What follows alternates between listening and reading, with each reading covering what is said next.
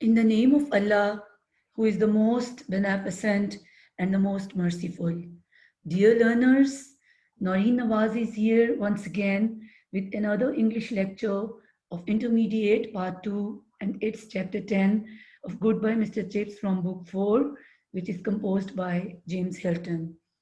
In this chapter, first of all, I'll tell you the important points and then read the text, and synonyms of all the difficult words will be shared with you too.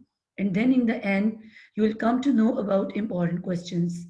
So now, first of all, let's see the important points of this chapter. Meldrum died of pneumonia after serving Brookfield for 3 decades. Chips was made acting head. Ralston got appointed as headmaster, and Ralston was 37 years of age and glittering with first and blues. And Ralston announced the death of His Majesty King Edward VII, railway strike, and Brookfield boys patrolling the lines. Cricklade talking about meeting the strikers. Chips fate in sense of proportion, Queen's Diamond Jubilee, frenzied Edwardian decade, Grayson and Titanic, and young Grayson's death. And now let's start reading the text. In 1900, old Meldrum, who had succeeded Weatherby as head and held office for 3 decades, died suddenly from pneumonia. And in the interval before the appointment of a successor, Chips became acting head of Brookfield. It means that Meldrum succeeded Mr. Weatherby in 1870 when Weatherby died, and he remained, means Meldrum remained head of Brookfield for 30 years. Decade is 10 years and 3 decades means 30 years. And in the interval till the arrival of the new head, the governors made Chips the acting head of Brookfield. There was just the faintest chance that the governors might make the appointment a permanent one. But Chips was not really disappointed when they brought in a mere youngster of 37, glittering with furs and blues and with the kind of personality that could reduce Big Hall to silence by the mere lifting of an eyebrow. It means that when Chips was made the acting head of Brookfield, he was not hoping that the governors would make him permanent head of Brookfield.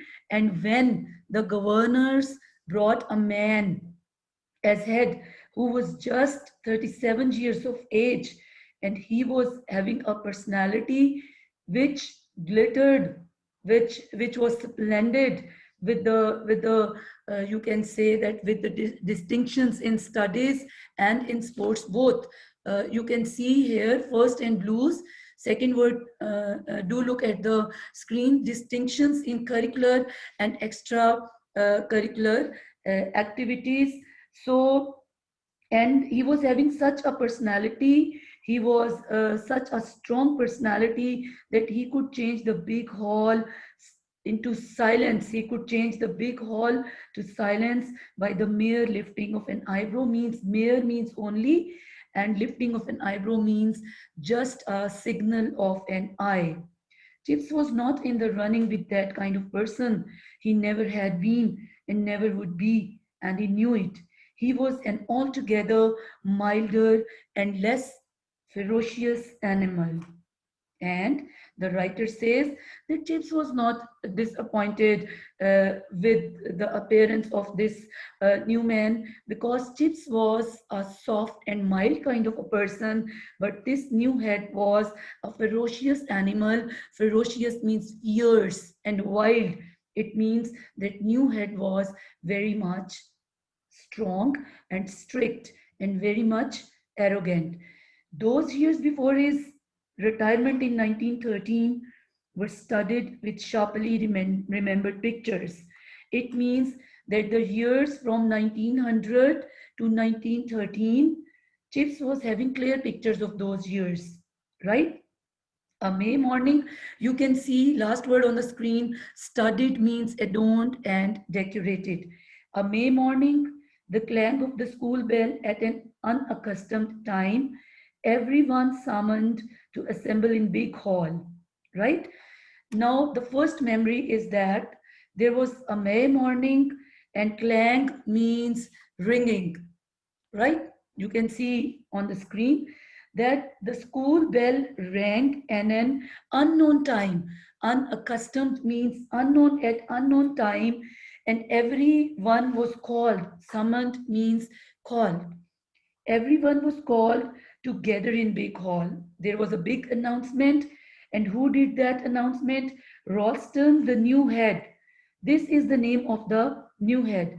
The new head, very pontifical and aware of himself, fixing the multitude with a cold, presaging severity. Now, here is the character sketch of Ralston, who was pontifical. You can say it's arrogant and proud and conceited, and he was very much aware of his strong personality. Fixing means staring, multitude means crowd, and presaging is predicting, and severity is strictness. It means that he was such a man that when he called everyone, all the students in the big hall of Brookfield, he was staring the crowd of students in such a way that anybody could predict about his hardness, about his harsh personality. And what did he announce? You will all be deeply grieved to hear that His Majesty King Edward VII died this morning. Grieved means sad. He is announcing the death of King Edward VII. There will be no school this afternoon, but a service will be held in the chapel at 4:30. He said that school will be off, and his service, his prayer for this King Edward VII will be held in church at 4:30. And then another memory which Chips is having in his mind, a summer morning on the railway line near Brookfield, the railwaymen were on strike, soldiers were driving the engines, stones had been thrown at trains, Brookfield boys were patrolling the line, thinking the whole business queer, great fun. uh, Business great fun means they were taking it as queer. Chips, who was in charge, stood a little way off, talking to a man at the gate of a cottage, and young Cricklet approached. Please, sir, what shall we do if we meet any strikers? Now, another memory is about a railway strike. The railwaymen were on strike, and soldiers were driving the engines, means the railway was under the control of army, and the strikers were throwing stones on the trains, and Brookfield boys were patrolling. This patrolling means moving about and wandering. So they were wandering the lines, and they were feeling it a great fun to see this strike. And Tips was looking after them, the Brookfield boys, and he was talking to a striker at the gate of a cottage. And young Cricklet, who was a student, approached, means he came to Mr. Chips, and he asked Mr. Chips, please, sir, what shall we do if we meet any strikers? Would you like to meet one? Chips asked him that would he like to meet one of the strikers. I don't know, sir. It means that boy didn't know how to meet a striker. God bless the boy. Chips thought that God bless the boy. He talked of them as if they were queer animals out of a zoo. It means Cricklet was talking about the strikers as they were queer, means strange animals out of a zoo.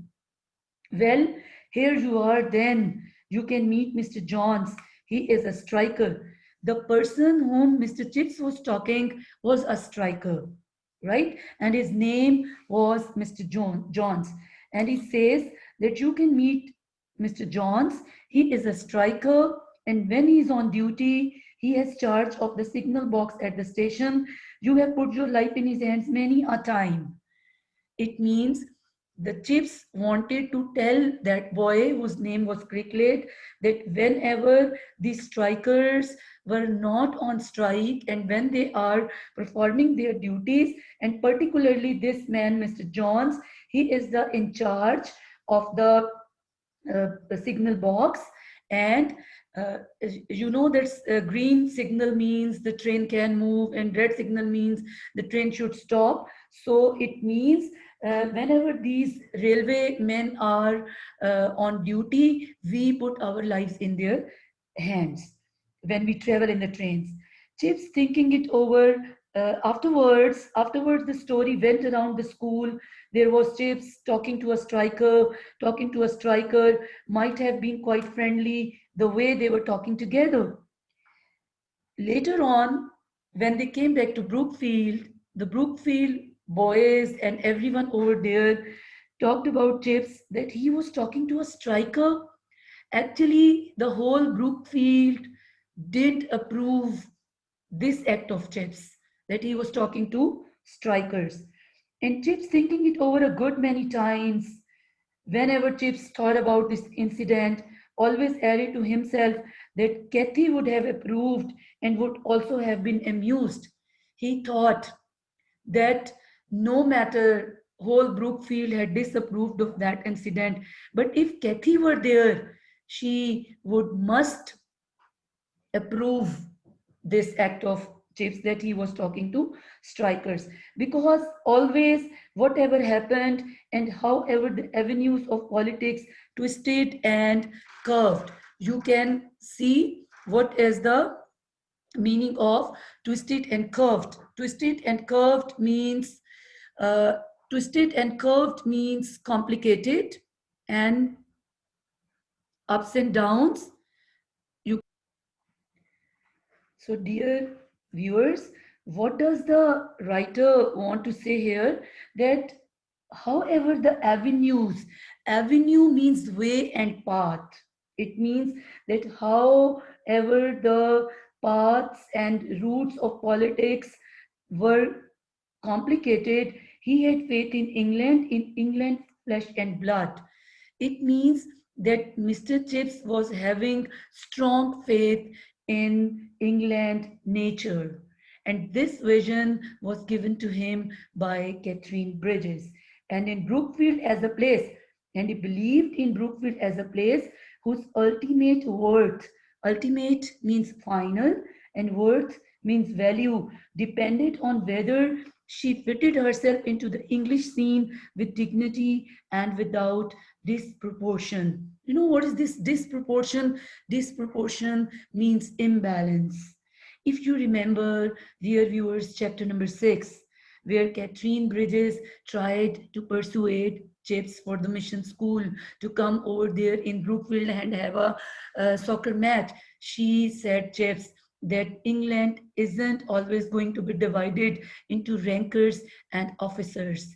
It means that now Chip's vision is so much broadened that he felt about Brookfield as a place whose ultimate worth depended on whether she means Brookfield, herself into the English scene with dignity and without disproportion. It means that Chips saw Brookfield as a place where there will be no disproportion, where there will be no inequality. He had been left a vision. Who had given him this vision? Vision means outlook, you can see, and disproportion is imbalance. Catherine granted him an outlook that grew clearer with each year, and with every passing year, that vision got clearer. Of an England, that vision about an England for whom days of ease were nearly over. It means from year 1900 to 1913, there were the difficult days for England, of a nation staring into channels where a hair's breadth of error might be catastrophic. England was facing such a time. Hair breadth means slightest, and error means mistake, and catastrophic, you can see the last third word on the screen. Catastrophic is disastrous. It means that England was facing such a time where a slightest mistake can be disastrous for whole of the nation.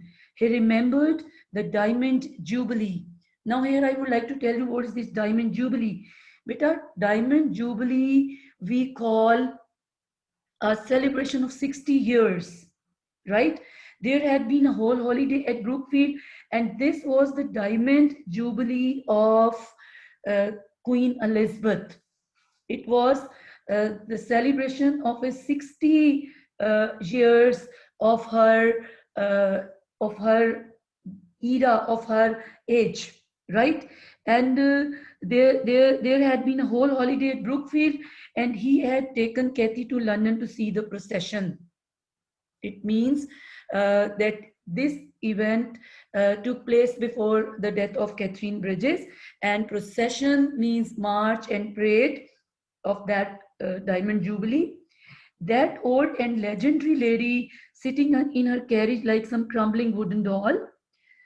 Queen Elizabeth was sitting in her horse carriage like a shattering, and you can see what is the meaning of this crumbling. Crumbling is breaking. She was like a shattering wooden doll and sitting in that carriage had symbolized means she was representing impressively so many things that like herself were nearing an end. It means she was symbolizing all those things which are going to finish. It means that her time was going to be finished. Was it only the century, or was it an epoch? Now here I would like to tell you, century means just a simple period of 100 years, and epoch, in front of your eyes on the screens, epoch is era. It is a period, it is a reign marked historically, right? And the writer says, was the period of Queen Elizabeth an epoch, or was it just only the century? And then that frenzied Edwardian decade. Then there were 10 years, 10 frantic years of King Edward. You can see frenzied means frantic or insane, and were like an electric lamp. Those years were like an electric lamp that goes brighter and brighter just before it burns itself out. It means that before finishing, the Edwardian decade was frenzied, frantic, many insane features were there in those years. So here is the list of those features which marked that frenzied Edwardian decade, and you will have to learn them properly. Strikes and locks out. Everywhere there were strikes and lockouts. Champagne suppers. Champagne is a white wine. Suppers are the evening meals. And unemployed marchers. It means there was the problem of unemployment, Chinese labor, tariff reform. Tariff is, you can see on the screens, it's tax. HMS Dreadnought. Viewers, this Dreadnought is you can see the last word on the screen. Dreadnought is first battleship of UK, and HMS means His Majesty ship. Marconi, Home Rule for Ireland. Dr. Crippen. Dr. Crippen was a man who murdered his wife and tried to escape, but he was caught later on. Suffragettes, you can see what is this suffragettes. It is demanding right of vote for women. This also took place in that Edwardian decade. The lines of Chitalja, there were some issues of railways, and April evening. This is very important thing. Another important thing of this chapter. And April evening, windy and rainy. The fourth form, construing Virgil. That in that evening, the fourth form, construing means you can see on the screen the second word. Construe is explaining Virgil. This Virgil is a Roman poet, and Chip's fourth Roman class was explaining Virgil. Virgil, as I told you, that he was a Roman poet, not very intelligently, but class was doing this task not very actively, for there was exciting news. Exciting means thrilling. There was exciting news in the papers, in the newspapers. There was a thrilling news, and there was a student of Japes whose name was young Grayson, in particular, was careless and preoccupied. And that student, Grayson, was careless. It means that he was inactive. He was not at all attentive towards the lesson. And preoccupied means lost in thoughts. He was absorbed in his thoughts, a quiet, nervous boy. He was a nervous boy, and normally in routine, he remained quiet in the class. And what did Chips tell him? Grayson, stay behind after the rest. Chips asked him to stay behind when rest of the class went out of went out went outside. Then Grayson, and when the rest of the class went out, Mr. Chips said that, then Grayson, I don't want to be swear because you are generally pretty good in your work. Chips is telling him that he didn't want to be severe with Grayson because otherwise he was a very good boy in his work, and but today you don't seem to have been trying at all. And Chips noticed that thing, that he was inactive in the lessons. Is anything the matter? And he was asking his student that was everything okay. No sir, as he was a shy and quiet boy, he was hesitant to tell him. Well, we'll say no more about it. Chips is telling that he won't, or rather he wouldn't discuss this thing anymore. But what is he saying? But I shall expect better things next time. He here in these lines he is telling him that he hoped that next time Grayson would not show that behavior. Now, what was that exciting news? We are going to know now. Next morning it was noised. Noised means it became famous around the school that Grayson's father had sailed on the Titanic, and that no news had yet come through as to his fate. All of you must have heard about Titanic. It got destroyed. It got destructed on its first sail. And Grayson's father was in that ship. And that is the reason he was lost in thoughts, and he was preoccupied. He was not attentive towards the lesson because there was no news about his father's fate. Either he was alive or dead. Grayson was excused lessons. It means he got off day. For a whole day, the school centered emotionally upon his anxieties. What are these anxieties? Anxieties are worries and troubles, and whole school tried to sympathize with him. They stayed with him. Then came news that his father had been among those rescued. Rescued means saved, right? So finally, the news came, the happy news came that Grayson's father rescued and saved got saved in that sail on Titanic. Then Chips shook hands with the boy, means with young Grayson. Well, I'm delighted, Grayson. A happy ending. Chips is greeting him by saying that it was a happy ending. You must be feeling pretty pleased with life. And he is telling him that now he must be very much happy with whatever life has brought for him. Yes, yes, sir. And a quiet, nervous voice. These two lines need your attention, dear learners. A quiet, nervous boy. And it was Grayson Sr., not Junior, with whom Chips was destined later to condole. Destined means fated and doomed, and condole is console. It means that when Grayson's father sailed on Titanic, it was expected that he might be dead over there, and then Chips had to condole young Grayson. But fortunately, news came that Grayson's father survived over there. He was rescued. he was saved. But after some time, young Grayson, who was student of Chips, died, and Chips had to pay his condolences and his sympathies to his father, means senior Grayson. So here our lesson finishes, and I hope that you must have got each and everything and all the synonyms which I shared with you in a very good way. You must have got it. And now let's see what are the important questions.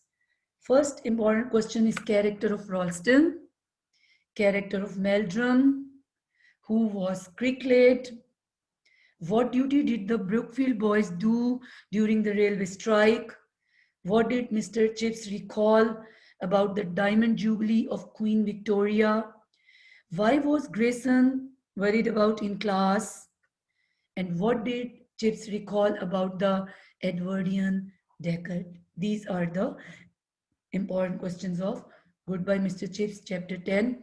So thank you very much, my dear viewers, and kindly don't forget to subscribe to my channel, English with Norin Nawaz. And here I finish my lecture.